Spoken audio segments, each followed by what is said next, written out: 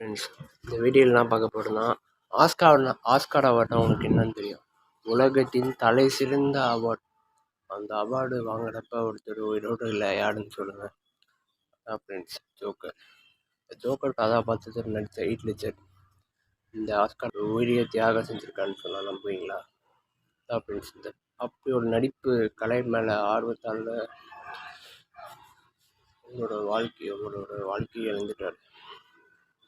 அவரோட life story பற்றி தான் இந்த வீடியோவில் பார்க்க போகிறோம். அதுக்கு முன்னாடி நம்ம வீடியோவை சப்ஸ்கிரைப் பண்ணுங்கள், லைக் பண்ணுறதுங்க. தேங்க்யூ. ஓகே, வீடியோக்குள்ளே போய்க்கலாம். முதல்ல நம்ம ஹீத் லெட்ஜர் சாதாரண ஒரு குடும்பத்திலலாம் பிறக்கிறாரு. இவங்களோட அப்பா அம்மாவுக்கு 2 பேருக்கும் சண்டைனால பிரிஞ்சு போயிடுறாங்க. இவங்க ரொம்பவே கஷ்டத்துலலாம் இருக்காரு. எப்படியாவது எங்கள் சிஸ்டர் ஒரு ஆக்டிங் ஒரு இதில் இருக்காங்க, துறையில். அவர் மூலயமா இவர் எப்படியாவது ஆர்வம் வருது நடிப்புன்னு. அவர் கொஞ்சம் வளர்ந்தோடனே அவங்க அக்கா மூலியமா படத்தோட ஆடிஷனில் கலந்துக்கிறாரு. பட் நிறைய இதில் செலக்ட் ஆகலை. கடைசியாக அவர் தண்ணியை தயார்படுத்திக்கிட்டு ஒரு கடைசியோட ஆடிஷன் போனார். அதான் டார்க் நைட் படத்தோட ஆடிஷன், பேட்மேன் படத்துக்கு. இவர் ஆசையில் பேட்மேன் கதாபாத்திரத்துக்கு தான் இவர் ஆடிஷன் அட்டன் பண்ணுறாரு. பட் கடைசியில் அவருக்கு என்ன ஆகுதுன்னா, கிறிஸ்டோபர் நோலன் இவர் பேட்மேன் கதாபாத்திரத்துக்கு இவரை ஆடிஷன் எடுக்கலை, ஜோக்கர் கதாபாத்திரத்துக்கு தான் எடுக்கிறாங்க. பேட்மேன் ஜோக்கர் கதாபாத்திரத்துக்கு கிறிஸ்டோபர் நோலன் இவரை செலக்ட் பண்ணி ஷூட்டிங்கை ஸ்டார்ட் பண்ணுறாங்க. அதுக்கு ஸ்கிரிப்ட் புக்கை கொடுத்து நீங்கள் ஜோக்கர் கதாபாத்திரமாகவே வாழணும், அதனால் இதை ஸ்கிரிப்டை நல்லா படிஞ்சு அந்த பயங்கரமாக இதை புரிஞ்சுக்கோங்க, அந்த கேரக்டராகவே நீங்கள் மாறணும் அப்படின்னு சொல்கிறாரு கிறிஸ்டோபர் நோலன் ஹீத் லெட்ஜர்கிட்ட. ஓகே சார், பண்ணிடலாம். ஆனால் ஹீத் லெட்ஜரோட வயசு 26 வயசு தான். பயங்கரமான நியூஸ்லாம் பயங்கரமாக எழுதுகிறாங்க. ஒரு சின்ன பையனுக்கு ஜோக்கர் கதாபாத்திரத்தோட வேல்யூ தெரியாமல் கொடுத்துட்டீங்க, இதுக்கு எவ்வளோ காம்படிஷன் இருக்குது, இவரை நம்பி எப்படி கொடுக்கலான்னு பயங்கரமான ஒரு விமர்சனங்கள்லாம் வருது ஹீத் லெட்ஜருக்கு. இந்த விமர்சனம் கேட்டுக்கிட்டு தன்னை அர்ப்பணிச்சுக்கிட்டார் ஜோக்கர் கதாபாத்திரத்தில். ஹீரோ ஒரு லாட்ஜில் தனியாக ரூம் எடுத்து தங்கி 44 நாள் அந்த ரூம்லேயே ஸ்டே பண்ணுறாரு. இந்த ஜோக்கர் எப்படி தான் யோசிப்பார், அந்த சைக்கோபாட்டாக எப்படி இருப்பாங்க, எல்லாத்தையும் அனலைஸ் பண்ணி அதே மாதிரி வாழ முயற்சி பண்ணி ஒரு நாளைக்கு 2 மணி நேரம் தான் தூங்குறாரு. 22 மணி நேரத்தில் ஃபுல்லாக ஜோக்கராகவே வாழ்கிறாரு. 44 நாள் நைட்டு 2 மணி நேரம் தான் தூக்கி அந்த ஜோக்கர் கதாபாத்திர ஸ்கிரிப்ட் ஒர்க்கு நல்லா படித்து புரிஞ்சு ஜோக்கராகவே மாட்டார். 5வது நாள்லாம் ஷூட்டிங். இந்த ஷூட்டிங்கில் ஷூட்டிங் நடக்கும்போது நிறைய பேரோட ஜோக்கர் ஹீத் லெட்ஜராகவே கண்ணுக்கு தெரியும். ஜோக்கரெல்லாம் கண்ணில் பட்டார். அந்தளவுக்கு ஒரு டிரான்ஸ்ஃபர்மேஷனோடு இருந்தார். இந்த டிரான்ஸ்ஃபர்மேஷன்ஸில் போஸ்டார்ஸ் நிறைய பேர் பக்கம் கூட வேலை செய்கிறவங்களே நிறைய பார்த்து பயந்துட்டேன்னு ரிப்போர்ட் பண்ணாங்க. ரெக்கார்ட்ஸ் கூட என்ன இருக்குது. அந்தளவுக்கு தன்னை வருத்திக்கிட்டு இந்தளவுக்கு ஒரு ஸ்டேபிளான ஒரு ஒர்க்கை கொடுத்தது ஹீத் லெட்ஜருக்கு.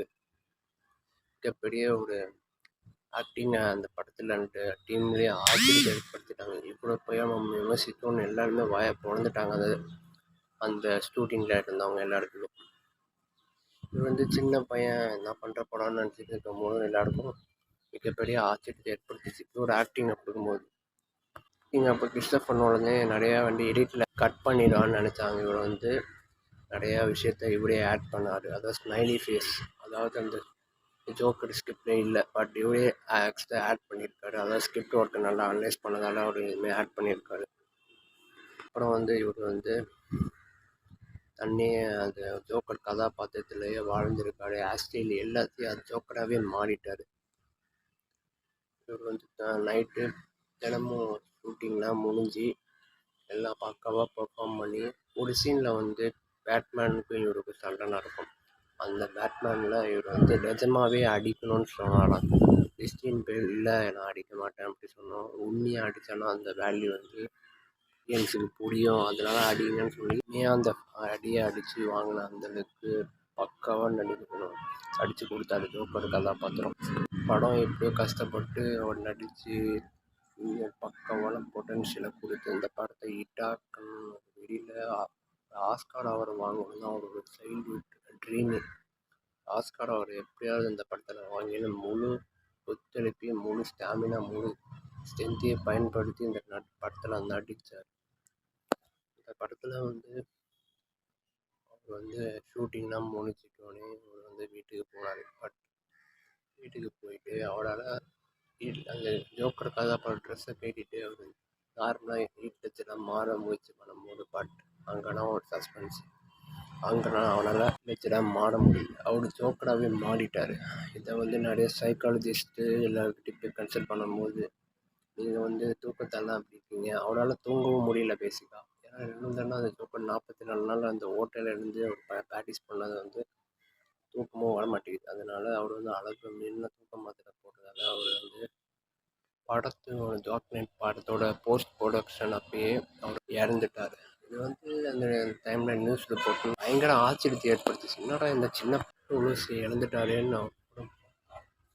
அந்த படம் இவர் இறந்த ஒரு 2 வாரத்தில் படத்தை ரிலீஸ் பண்ணுறாங்க. அது வரைக்கும் இந்த படத்துக்கும் அதிகப்படியான வசூல் ஃபாஸ்டஸ்ட்டு ரெக்கார்டு பிரேக் பண்ணுது.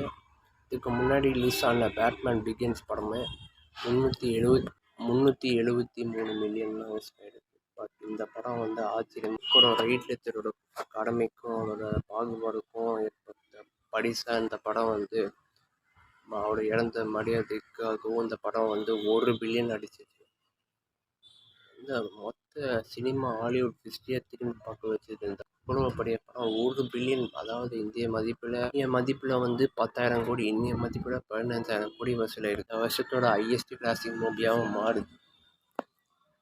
அது மட்டும் இல்லாமல் அதுக்கு அடுத்த வருஷத்தோட பெஸ்ட் சப்போர்ட்டிங் ஆக்டர் என்ற ஆஸ்கார் அவார்டையும் முதல் முறையாக ஹாலிவுட் ஹிஸ்ட்ரியிலே வில்லனுக்கு ஆஸ்கார் அவார்டு வாங்கின ஒரே ஆக்டர் ஹீத் லெட்ஜர் தான். இது ஒரு சுவாரஸ்யமான விஷயம் என்னென்னா, அவங்க பிரிஞ்சு போன அவங்க அப்பா அம்மாலாம் கடைசியில் இந்த ஆஸ்கார் அவார்டை வாங்கினாங்க. சிஸ்டர் சொல்லியிருப்பாங்க. அவங்கள மாதிரி பெரிய பெரிய ஆக்டர் அங்கே இருந்த ஆர்டேஜே, பிராட் பிட், ஏஞ்சலினா ஜூலி, இதே போல் கிறிஸ்டியன் பெல் போன்ற நிறைய நடிகர்கள் கூட அவர் மாறணும்னு நினச்சி அர்ப்பணித்து இந்த ஜோக்கர் கதாபாத்திரத்தில் நடித்தோம்.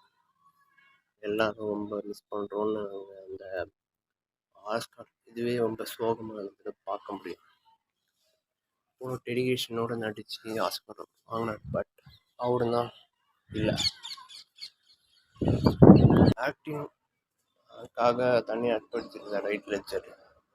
இந்த ஜோக்கர் கதாபாத்திரத்துக்காக வாழ்ந்து.